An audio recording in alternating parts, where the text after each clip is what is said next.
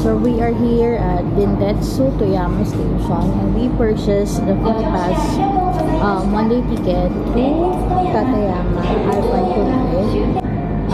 Ilang hours yung ikot natin? Siguro approximately mga 3 hours yung ikot namin hanggang sa makapunta kami sa snow. And then 10 AM yung time namin. So sakto yung nating namin. So 9:30 to 10. Pero this one is more relaxing kasi puro sakay ng train bus until we reach the tip of the mountain, which is the Alpine Kurume.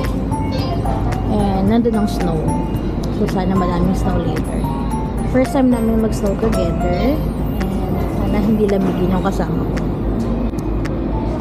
Ayan, sakay na kami ng local train going to Tateyama. Ilang minutes yung travel time natin? 65 minutes going to Tateyama na. Tapos saan tayo bibili ng cable car ticket? 7 minutes. Diyan tayo bibili ng cable car, diba? Okay. Welcome to my country.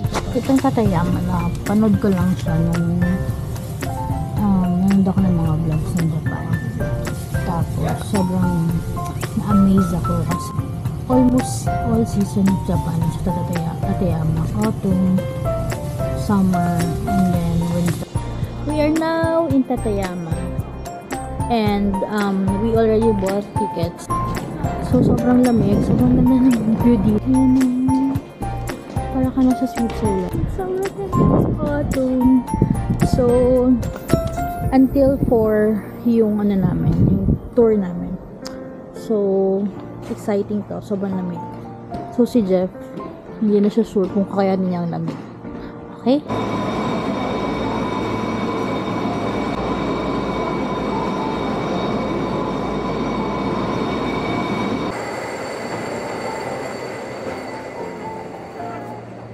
To this cable car when there is a need to transport bulky cars. Hindi kami makakapag-Kurume Dam kasi hindi siya pwede puntahan due to safety kasi parang foggy ata ngayon. So hanggang mountain lang kami ng Tateyama. Ayan, sinasakay na kami. Napakalamig.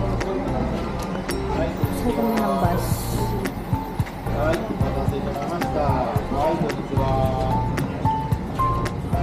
Nasa bus na kami. Nasa bus na kami. Kami Murudo. And then, Daikando. Yung bus natin. Magandang trip to, mahaba-haba. And we are very excited.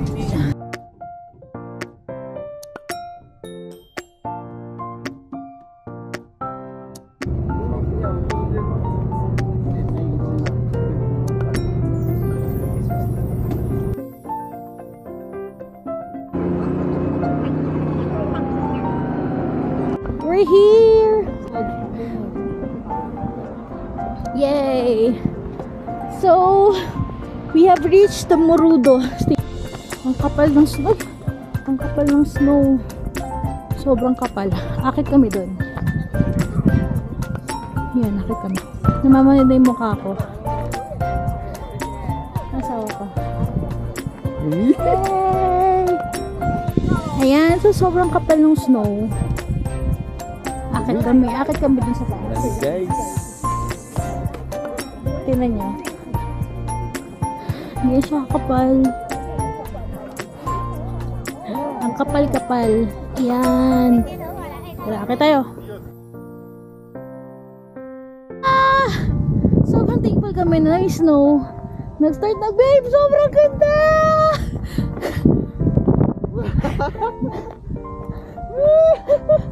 Grabe, guys. Unbelievable. Mas maalata doon eh. hindi.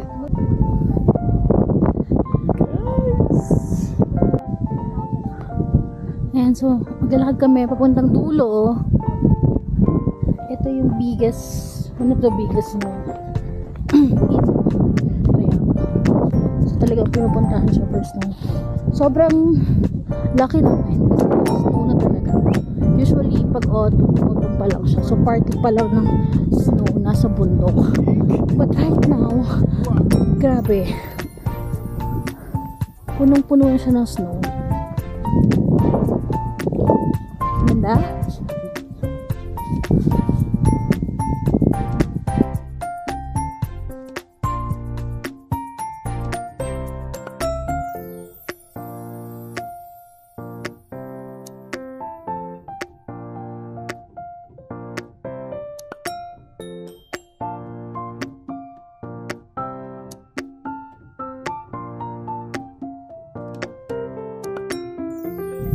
Ito na yung practice mo.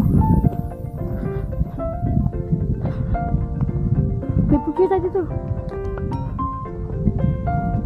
Wow! Oh! Sobrang ganda. Yan. Grabe. Tumingin dito. Gusto ko na sambitan. Ayun o, may ramen nakita ko. Ha? Ramen. May dam dyan. Feeling mo ba? May tubig sa gitna na. May mga dinamis na.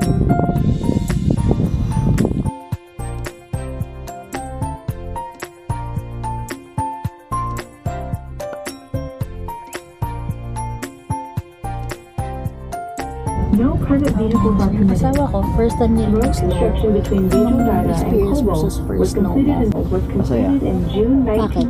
1964. Saya. Kasi, この道路 First は time kong 現在 makakita na sila. 美女平 Walang 天 strip 空 lang ロードの lang. 愛 Freezer lang 称で lang 親しま nakakita. れています。This road is known as Vijayawada Tenku Road. ang first time namin na ganito kagandang snow. Upcoming adventures namin or tips. Iba't ibang experience namin na adventure. We are back here in Toyama. So kami ay magdi-dinner. So kami ay magdi-dinner and maglalakad kami to Matsukawa River.